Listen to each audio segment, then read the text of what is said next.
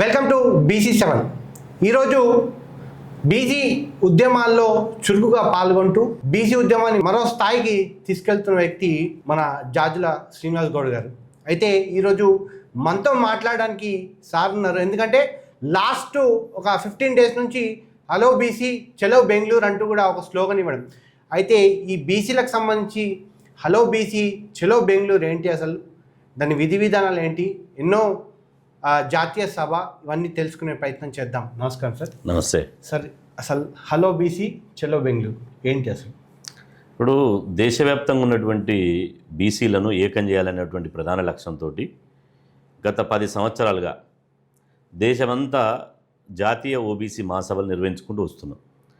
మొదటి మహాసభను ఢిల్లీలో 10,000 మందితోటి పెద్ద ఎత్తున నిర్వహించడం జరిగింది.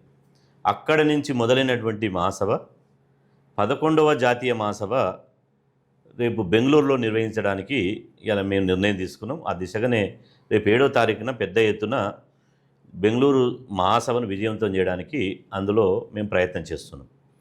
ఈ మహాసభ దేశంలో కాశ్మీర్ నుంచి కన్యాకుమారి వరకు, ఏపీ నుంచి యూపీ వరకు, గల్లీ నుంచి ఢిల్లీ వరకు బీసీలను రాజకీయ పార్టీలకు అతీతంగా, జెండాలకు అతీతంగా దేశంలోని 80 కోట్ల మంది బీసీలను ఏకం చేయడమే లక్ష్యంగా ఈ జాతీయ ఓబీసీ మహాసభలు నిర్వహిస్తున్నాం. ఈ జాతీయ ఓబీసీ మహాసభలు ఒక ఆషామాషి సభలు కావు, ఒక చారిత్రాత్మకంగా నిర్వహించేటువంటి సభలు.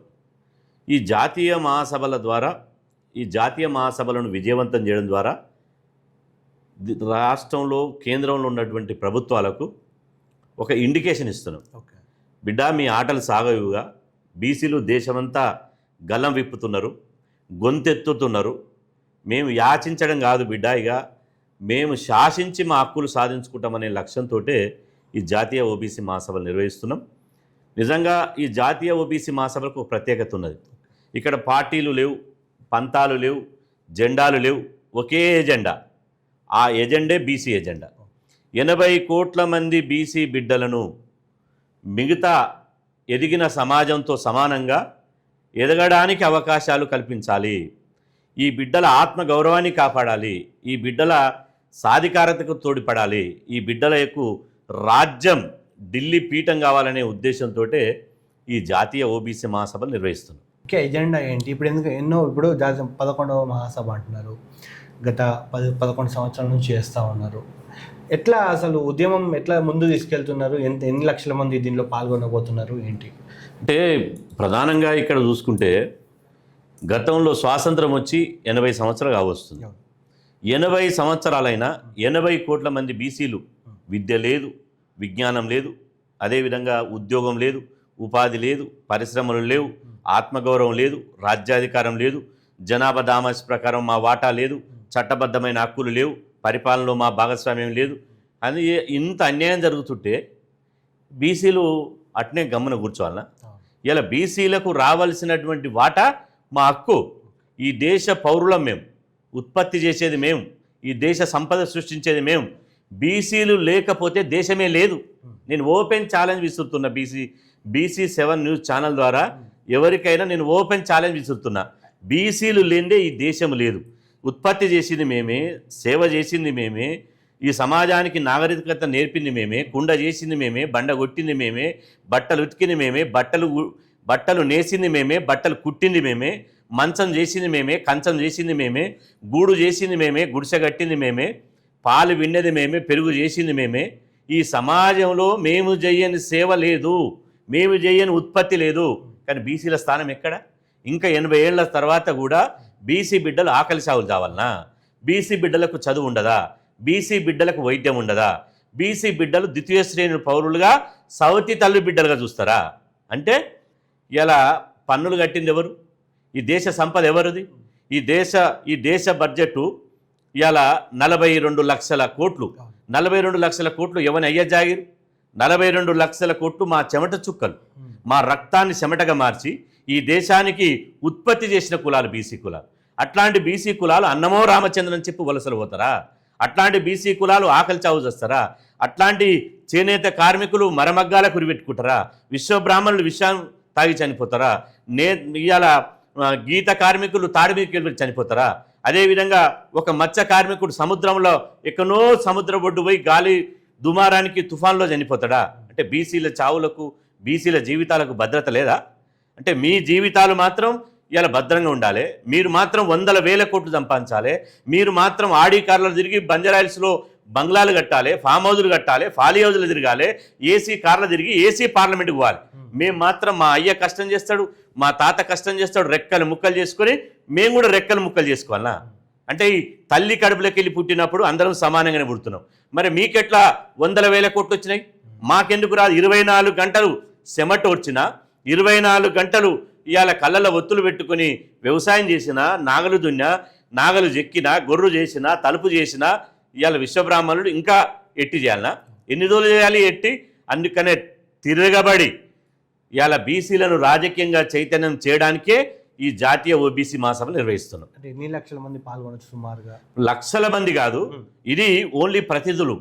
దేశవ్యాప్తంగా ఉన్నటువంటి 29 రాష్ట్రాల నుంచి 10,000 మంది ప్రతినిధులు హాజరు కాబోతున్నారు. ఇది ప్రతినిధుల మహాసభ.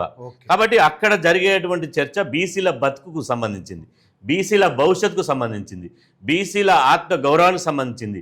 గల్లీ నుంచి ఢిల్లీ వరకు బీసీల రాజ్యాధికారాన్ని ఎట్లా కైవసం చేసుకోవాలనో దానికోసమే ఈ మహాసభ. పిఎం మోడీ కూడా బీసీ బిడ్డ అని చెప్పుకొని తిరుగుతున్నాడు. విశ్వకర్మలకు కానీ బీసీలకు బాగానే చేసిన చెప్తాను, ఆ బీసీలకు ఏం అందట్లేదు ఫలాలని చెప్తున్నారు. ఏంటి అసలు వేరియేషన్? ఇప్పుడు ఇక్కడ నరేంద్ర మోదీనా లేకపోతే ఇంకోలా రాజీవ్ గాంధీ ఇందిరాగాంధీ కాదు, ఇది పాలకులు. ఎవరైతే ఈ పాలకులు ఉన్నారో దేశాన్ని ఏలేటువంటి పాలకులు బీసీలను చిన్న చూపు చూస్తున్నారు. మండల్ కమిషన్ దేశమంతా బీపీ మండల్ గారు దేశమంతా పర్యటించి 42 సిఫార్సులు చేశాడు. ఈ 42 సిఫార్సులు కనుక అమలు చేస్తే దేశంలో ఉన్న కోట్లాది మంది జీవితాలు బాగుపడతాయి, దేశం కూడా అగ్రదేశం అవుతుంది అన్నారు. ఇక్కడ కొంతమంది మూర్ఖులకు నేను చెప్పేది ఏంటంటే, వితండవాదం చేసేటువంటి సగం దమాకున్న వాళ్ళకి నేను చెప్పేది ఏంటంటే, 60% ఉన్నటువంటి జనాభా అభివృద్ధి చెందకుండా, 60% జనాభాని అభివృద్ధి చెందకుండా దేశం అభివృద్ధి చెందదు, దేశం అగ్రదేశం కాదు. ఇవాళ ప్రపంచంలో అత్యధిక వనరులు ఉన్నటువంటి సహజ వనరులు ఉన్నటువంటి దేశం ఏది? భారతదేశం. ఇప్పుడు మనకంటే స్వాతంత్రం తెచ్చుకున్నటువంటి ఏది మనం ఇజ్రాయెల్ దేశం. ఇజ్రాయెల్ ఎంతండి? 93 లక్షల జనాభా ఇజ్రాయెల్. అంటే గ్రేటర్ హైదరాబాద్లో సగం జనాభా కలిగి ఉన్నటువంటి ఒక ఇజ్రాయెల్ దేశం టెక్నాలజీలో నెంబర్ 1, యుద్ధంలో నెంబర్ 1, రక్షణ రంగంలో నెంబర్ 1. ప్రపంచంలో ఏ టెక్నాలజీ అయినా ఇజ్రాయెల్ ఉన్నటువంటి ఆధునాతన సాంకేతిక పరిజ్ఞానాన్ని మనం ఉపయోగించుకోవాలంటారు. మరి అక్కడ 93 లక్షల జనాభా ఉన్న వాళ్ళకు 70% భూమి ఎడారే, వ్యవసాయం కూడా పనికిరాదు. అట్లాంటిది మరి ఎందుకు నెంబర్ 1 అయింది? ఇక్కడ సహజ వనరులు, ల్యాండు, శాండు, వైను, మైను, అదేవిధంగా ఐటీ, సినిమా, మొత్తం అన్ని సహజ వనరులు ఉన్నాయి. ఈ సహజ వనరులు ఇంత పుష్కలంగా పెట్టుకొని ఇక్కడ పేదరికం ఎందుకు ఇప్పటి వరకు ఈ రోజు వరకు కూడా చెప్పులు లేకుండా ఎందుకు తిరుగుతున్నారు? ఈ రోజు వరకు కనీసం మంచి బట్టలు కూడా ఎందుకు వేసుకుంటలేరు? ఈ రోజు వరకు ఒక చిన్న రోగం వస్తే హాస్పిటల్ చూయించుకోలేక ఎందుకు చచ్చిపోతున్నారు? పిట్టలాగా ఎందుకు రాలిపోతున్నారు? ఎవని స్వార్థం వల్ల ఇట్లయితుంది? పాలకుల వివక్షత వల్ల. పాలకులు అనేవాడు ఢిల్లీ పాలకులు కానీ గల్లీ పాలకులు కానీ ఈ బిడ్డలను, బీసీ బిడ్డలను, ఎస్సీ బిడ్డలను, ఎస్టీ బిడ్డలను, మైనార్టీ బిడ్డలను సవితి తల్లి ప్రేమతో చూస్తున్నారు. బీసీ ఉద్యమం కేవలం వాళ్ళ గుర్తుకొచ్చినప్పుడు చేస్తారు, వాళ్ళ దాంట్లో ఒక చైతన్యం లేదు అంటూ కూడా చెప్పడం జరిగింది. ఇప్పుడు అది పసలేని వాదన. ఇంట్లో బీసీ ఉద్యమాన్ని బలహీనంగా చేసి బీసీలో వస్తున్నటువంటి చైతన్యాన్ని పక్కదారి పట్టించడమే. ఇవాళ బీసీ ఉద్యమము ఉన్నంత బలంగా ఏ ఉద్యమం లేదు. ఈ ఉద్యమం బలంగా ఉండేపటికనే ప్రధానమంత్రి గారు కులగణన చేయనని చెప్పాడు. ఇవాళ కులగణన చేస్తా అని చెప్తున్నాడు. ఇవాళ బీసీల గురించి దేశమంతా ఆలోచిస్తుంది. చాలా రాష్ట్రాల్లో మేము బీసీ ముఖ్యమంత్రిని చేస్తా అంటున్నారు, బీసీలకే మా ప్రాధాన్యత అంటున్నారు. చివరికి నరేంద్ర మోదీ గారు కూడా ప్రతిపక్షాలు విమర్శించినప్పుడు నేను బీసీ బిడ్డను, అందుకనే నా కోటు సూటు బూటు మీద విమర్శిస్తున్నా అంటున్నాడు. అంటే బీసీ ఉద్యమం, గత బీసీ ఉద్యమం వేరు, ఇప్పుడు జరుగుతున్న బీసీ ఉద్యమం వేరు. గతంలో సంక్షేమ దానికి సంబంధించిన రాయితీలకు సంబంధించిన ఉద్యమం జరగాల్సింది. అది కూడా ఒక భాగమే, దాన్ని తప్పబట్టొద్దు. ఎందుకంటే ఫస్ట్ తిరుపతి కొండ ఎక్కాలంటే ఒక్కొక్క మెట్టు 7 మెట్లు ఎక్కాలి. ఇప్పుడు కూడా ఇలా చదువుకుంటేనే వాళ్ళకు సోయేస్తుంది, చదువుకుంటేనే సోషల్ మీడియాను ఉపయోగిస్తాడు, చదువుకుంటేనే సామాజిక చైతన్యం వస్తుంది. కాబట్టి చదువు కోసం కొట్లాడిర్రు, తర్వాత ఇతరాతల బీసీల ఆర్థిక ఎదుగుదలతో కొట్లాడి. ఇప్పుడు రాజకీయ ఎజెండా, ఇప్పుడు మా వాటా అయ్యింది, మా రాజ్యాంగబద్ధమైన వాటా అయ్యేది, మహిళా బిల్లులో మా మహిళలకు సబుకోట అయ్యేది, చట్టసభలో మా రిజర్వేషన్ లేదు, కేంద్రంలో ప్రత్యేక మంత్రిత్వ శాఖ ఏది, బడ్జెట్లో మా వాటా ఏదని ఇలా కోట్ల మంది బీసీలు నినదించి గొంతెత్తి అడుగుతున్నారు. కాబట్టి ఇక పాలకులు తప్పించుకునేటువంటి పరిస్థితి లేదు. ఖచ్చితంగా ఈ దేశంలో ఖచ్చితంగా బీసీలు రాజ్యాధికారం కైవసం చేసుకొని బీసీలు ఇవాళ మెజార్టీ ప్రజలు ఎర్రకోట మీద బీసీ జెండా ఎగిరేసిన రోజే నిజమైన స్వాతంత్రం అని మేము పోరాటం చేస్తున్నాం. నిజంగానే కళ నెరవేరుతున్నారు. ఎందుకు కళ నెరవేరదు? ఇప్పుడు పిడికెడి శాతం లేనోడు ఉద్యమం చేసి సక్సెస్ అయినప్పుడు గంపెడి శాతం ఉన్నటువంటి 60% ఉన్న జనాభా ఉన్న మేము 2570 కులాలు ఉన్నటువంటి మేము ఇవాళ ఢిల్లీ కోటను ఏలలేమా, పాలించలేమా, పరిపాలించే దక్షత లేదా? నేను అంటున్న బీసీలలో ఉన్నటువంటి నైపుణ్యం, బీసీలో ఉన్నటువంటి చైతన్యం ఎవరికి ఉంది? 6 గజాల చీరను అగ్గిపెట్టెలో నేసిన ఇవాళ పద్మశాలి సోదరులకు ఉన్నటువంటి నైపుణ్యం ఎవరికి ఉంది? ఎక్కడో ఇవాళ అడుగున చేపల వాసన పసిగట్టి, చేపల జాడను పసిగట్టి సముద్రపు అడుగున ఉన్నటువంటి చేపను పై తీసుకొచ్చిన మత్స్యకార్యంలో తెలివితేటలు ఎవరుకున్నాయి? మన విశ్వబ్రాహ్మణులు లేకపోతే విశ్వమే లేదు కదా. కర్రు చేసింది వాళ్ళే, గొర్రు చేసింది వాళ్ళే, నాగలు చేసింది వాళ్ళే, ఇంటికి తలుపు చేసింది వాళ్ళే, దూలం చేసింది వాళ్ళే, దేవునికి చివరికి బంగారపు నగలు చేసింది వాళ్ళే, తినే కంచం చేసింది వాళ్ళే, పడుకునే మంచం చేసింది వాళ్ళే. ఇవాళ ఒక్కొక్క నైపుణ్యం ఎవరుకుంది? మా గొల్లకుర్మ సోదరులు పాలు పిండి ఆ పాలను వేడి చేస్తే పెరుగైతుంది, పెరుగుని చిలకిస్తే వెన్న అవుతుంది అని చెప్పి వెన్న పాలు తీసిన నైపుణ్యం ఒలుకుంది. అదేవిధంగా గౌడన్నలు ఆకాశానంత తాటి చెట్టును రోజుకు 3 సార్లు ఎక్కి పోద్దాళ్ళ కళ్ళు, పరపదాళ్ళ కళ్ళు, పందాళ్ళ కళ్ళు తాగితే క్యాన్సర్ రాదు, లివర్ చెడిపోదు, కిడ్నీల రోగం రాదు, బ్రహ్మాండంగా మనిషి బతుకుతాడు. అట్లాంటి నైపుణ్యం ఎవరుకుంది? మా సగరూపర సోదరులు బంగ్లాలు కట్టారు, మా వడ్డెర సోదరులు బండలు పెట్టారు, అదేవిధంగా మా సంచార జాతర సోదరులు ఇలా ఈ సమాజానికి ఎంతో సేవ చేశారు. మా ముదిరాజు సోదరులు అడవికి పండ్లు తెచ్చారు, ఫలాలు తెచ్చారు, ఇలా ఈ సమాజాన్ని బతికించారు. ఇవాళ ఇట్లా మా మున్నూరు కాపు సోదరులు చక్కగా వ్యవసాయం చేసి నాగలు దున్ని ఈ సమాజానికి మన్నుల కూడా బంగారాన్ని తీశారు. అదేవిధంగా ఒక్కొక్క కులాన్ని చెప్పుకుంటూ పోతే బీసీ కులాలు ఉన్నటువంటి మెరిటు, నైపుణ్యం, చైతన్యం, ఇవాళ మెరిటోరియస్ కులాలు ఏంటంటే బీసీ కులాలు. అందుకనే నేను దేశ ప్రజలకు ఒక పిలిపించిన, బీసీలంటే బ్యాక్వర్డ్ క్లాస్ కాదు, బీసీలంటే బ్రిలియంట్ క్యాస్ట్, బీసీలంటే బ్యాక్వర్డ్ క్లాస్ కాదు, బీసీలంటే బెస్ట్ క్యాస్ట్, బీసీలంటే బ్యాక్వర్డ్ క్లాస్ కాదు, బీసీలంటే బిగ్గెస్ట్ క్యాస్ట్. మా నినాదం ఇదే. 3 నినాదాలు ఇచ్చిన, ఆ 3 నినాదాలు ఇదే. అయితే ప్రధానంగా ఎవరు చూసినా అగ్రకుల నేతలు, అగ్రకుల వర్గం చెందిన వాళ్ళు అఫీషియల్స్లో వాళ్ళే ఉండడం జరుగుతుంది. బీసీలకు జరుగుతున్న అన్యాయం ఏంటి? ఇప్పుడు చదువుకోవడంలో మన వాళ్ళు బాగా చదువుకుంటున్నారు, ఐఏఎస్లు పాస్ అవుతున్నారు, కానీ ఇక్కడ చూసినా బెస్ట్ ఏ కేటగిరీలో ఉన్న వాళ్ళు అగ్రకుల నేతలు ఉంటున్నారు. ఎట్లా చూస్తారు? దానికి ఏంటి అసలు ప్రాబ్లం ఏంటి? ఇప్పుడు ఇక్కడ జరిగింది ఏంటంటే, తాత ముత్తాతల నాడు మన వాళ్ళకి చదువు లేదు. ఆ చదువు లేనప్పుడు వాళ్ళు చదువు నేర్చుకున్నారు. అగ్రకులాలకు సంబంధించిన వాళ్ళు చదువు నేర్చుకుని ఇలా ఊళ్ళో ఉన్నటువంటి భూమినంతా, ఆ గ్రామంలో ఉన్నటువంటి భూమినంతా, కనుచూపు మేరలు ఉన్నటువంటి భూమిని, మాగాణిని, బంగారం పండించేటువంటి భూమిని అంతా వాళ్ళ పేర్ల మీద రాసుకున్నారు. రాసుకొని బీసీ కులాలకు, ఎస్సీ కులాలకు, ఎస్టీ కులాలకు, ఎస్టీలనేమో గిరిజనులు అన్నారు, కొండలో ఉంచారు. అదేవిధంగా దళితులనేమో హరిజనులు అన్నారు, ఊరవతలు ఉంచారు. బీసీలనేమో నువ్వు బట్టలు ఎత్తుకోవడానికి మాన్యాలు అంటే నీకు ఆడ ఎకరం ఇస్తా, ఆడ తొండలు కూడా గుడ్డు పెట్టాయి, ఇక్కడ 2 ఎకరాలు ఇస్తా, తాళ్ళు ఎక్కేటోళ్ళకు 3 ఎకరాలు, గొర్రెల కాసేటోళ్ళకు 2 ఎకరాలు, ఇట్లా బీసీ కులాలకు మాన్యాలు ఇవాళ కేటాయించడం జరిగింది. దాంతో భూమిని ఇరుసుగా తీసుకుని, భూమిని సంపాదించుకొని, చదువుకొని ఉద్యోగాలలో పోయారు. ఉద్యోగాలను చేతబట్టి జీవోలు తీసే కాడ, సచివాలయంలో చక్రం తిప్పే కాడ ఉండి ఐఏఎస్లు, ఐపీఎస్లు అయి వాళ్ళు వ్యాపార రంగంలో పోయారు. వ్యాపారాన్ని చక్రం తిప్పి పెట్టుబడిదారులు ప్రపంచంలో ఇలా మొత్తం ప్రపంచంలో ఎక్కడ చూసినా అగ్రకులాల వ్యాపారం ఉన్నాయి.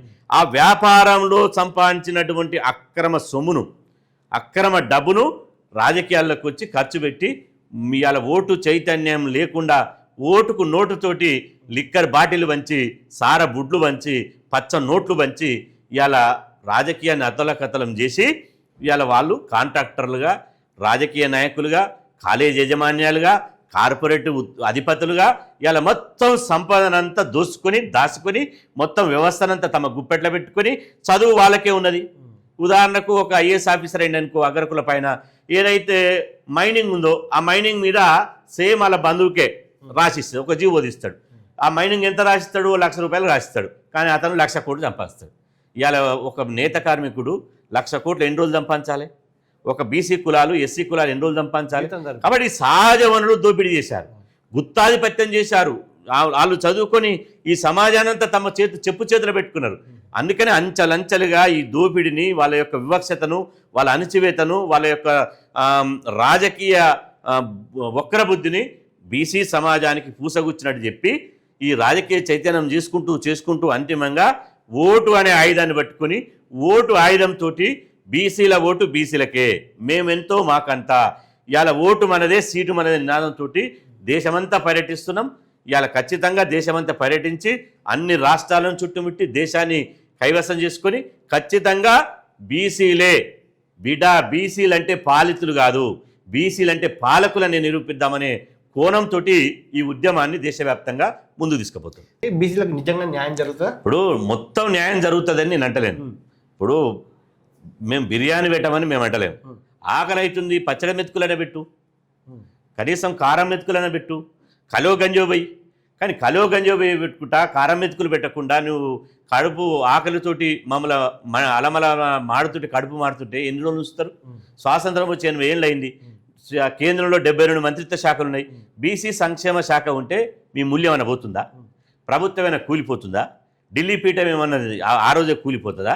ఒక్క బీసీ సంక్షేమ శాఖ మంత్రిగా పెట్టమంటే ఎందుకు పెట్టరు? అంటే పాలకులకు బీసీలు ఎదగడం ఇష్టం లేదు. 60% జనాభా అన్ని రంగాలు ఎదిగితే వీళ్ళు ఖచ్చితంగా ఏ రోజైనా మా పీఠాలను గుంజుకొని ఇలా రాజ్యాధికారం పీఠం మీద వాళ్ళు కూర్చుంటారనే కుట్రతోటి అది పెడతలేరు.